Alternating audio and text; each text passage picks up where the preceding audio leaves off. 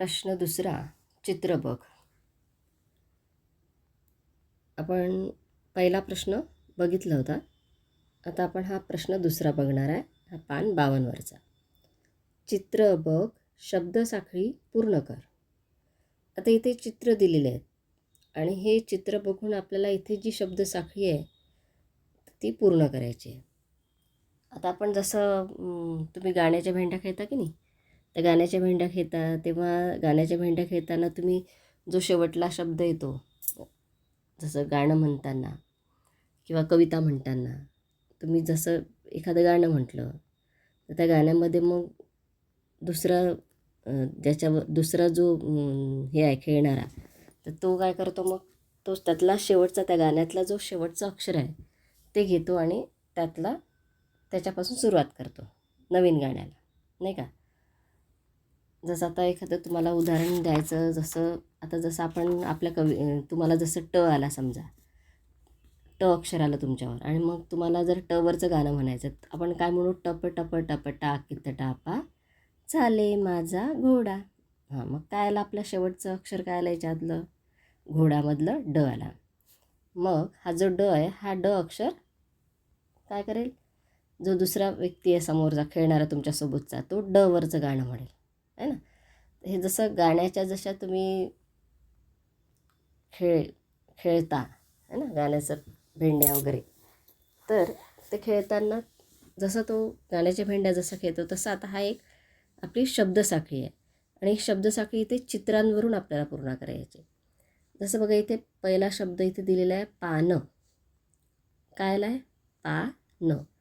मग न आला आहे इथे, तर न आला आहे म्हणजे शेवटी काय आलं आहे पानमध्ये, कोणतं अक्षर आलं आहे, न. आणि म्हणून याच्यातलं शेवटचं जे न आहे, ह्या न पासून आपल्याला दुसरं शब्द सांगायचा आहे, न पासून.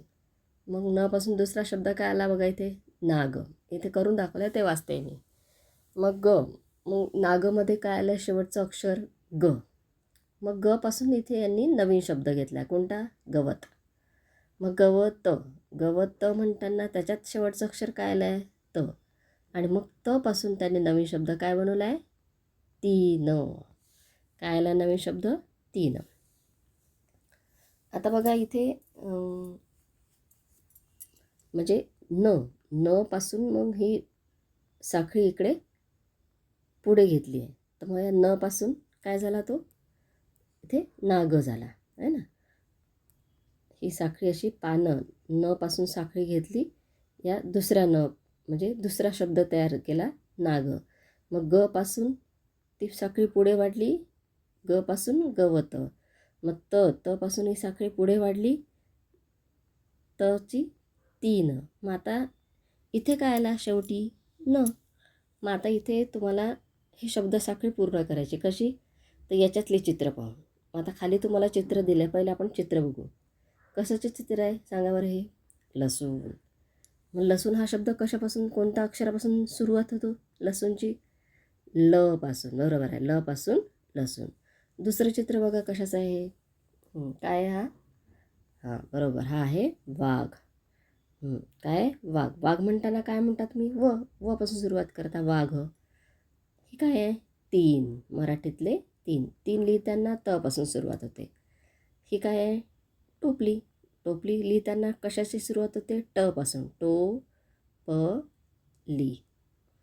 आणि ही काय आहे खाली सांगा बरं, हां चित्र कशाचं दिलं आहे बघा, ते आहे पक्षी.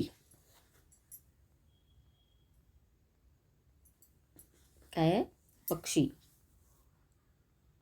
असे उडणारे पक्षी दाखवले आहे. आणि इथे हे जे आहे हे घरटं आहे. काय आहे हे, घरटं. घरटे पक्षी राहतात ना, पक्षी आपले त्याच्यामध्ये पिल्लूला ठेवून जातात. आणि ही आहे नथ. ठीक आहे, आता तुम्हाला चित्रांचे नावं माहीत झाले. आता ह्या चित्रांचे जसे नावं आहे, तर ह्या नावांमधूनच आपल्याला इथे समोर ही जी शब्दसाखळी बनवायची आहे ना, तर ती पूर्ण करण्यास तुम्हाला मदत मिळेल. जसं तीन म्हणताना आपण शेवटचं अक्षर काय आलं, न. मग आता याच्यामधून सांगा बरं, न पासून सुरू होणारा कोणता शब्द आहे याच्यामध्ये, सांगा, न पासून सुरू होणारा शब्द. बरोबर, न पासून सुरू होणारा शब्द कोणता आहे? न थ. न थ. मग आपण इथे लिहिणार न थ. मग आता इथे थ आला. मग थ पासून आता याच्यात कोणतं अक्षर आहे? हे पक्षी आहे. हां, बरोबर आहे. हां, हे जे पक्षी आहे की नाही, हे पक्षी, खूप सारे पक्षी जेव्हा एकत्र असतात तेव्हा त्याला थवा म्हणतात. काय म्हणतात त्याला? थवा. मग आपण याला पक्षी नाही लिहू, आपण याला काय लिहू?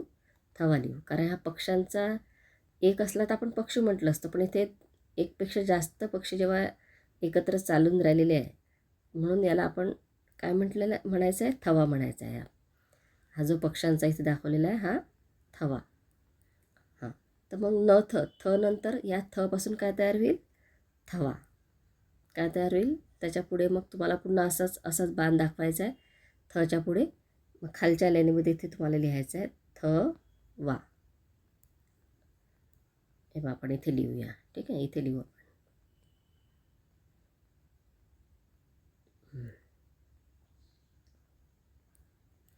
हां, आता न थ नंतर इथे आपण लिहिणार आहे थ वा. मग इथे काय आलं आहे? व आलं आहे. मग व पासून काय होईल? बरोबर, हा वाघ. वा घ. आता घ आला शेवटी. मग घ पासून काय होणार? सांगा पटकिनी. बरोबर, घ पासून कोणतं नाव होणार? घरटे. घ र टे. घरटे. आता ट पासूनचं सांगा. टोपली. ट पासून टोपली. टोपासून टोपली. म्हणजे शेवटचं अक्षर पाहायचं. तो शब्द लिहिला आपण, त्या शब्दाचा शेवटचं अक्षर पाहायचं आणि त्या शेवटचं अक्षर जे असेल त्या शेवटच्या अक्षरापासून पुन्हा दुसरा नवीन शब्द घ्यायचा, है ना. जसं थवा घेतलं तर वापासून वाघ घेतलं. घ आला तर घ पासून घरटे झालं. मग ट आलं तर इथे टे, मात्रावाला टे जरी आला पण त्याला टो लिहिता येते, टोपली. आता ल आला. ल पासून काय आहे? लसूण. ल सु न. आणि मग न पासून काय येणार शेवटी? पुन्हा दुसरा शब्द लिहू शकतो. पण आता आपल्याला न पासून न तिथे आपण लिहिलेलंच आहे, है ना.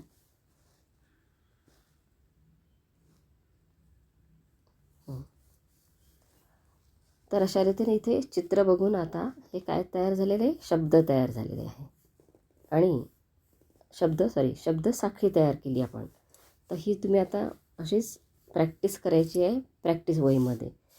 तुम्हाला समजलं नाही सगळ्यांना? काहीच कठीण नाही याच्यामध्ये. ही शब्दसाखळी बनवताना फक्त लक्षात एवढं ठेवायचं आहे की शब्दाचं शेवटचं अक्षर जे आहे त्या शेवटच्या अक्षरापासून तुम्हाला पुढचं नवीन अक्षर बनवायचं आहे. आता इथे या प्रश्नामध्ये चित्र तुम्हाला दिलेच होते.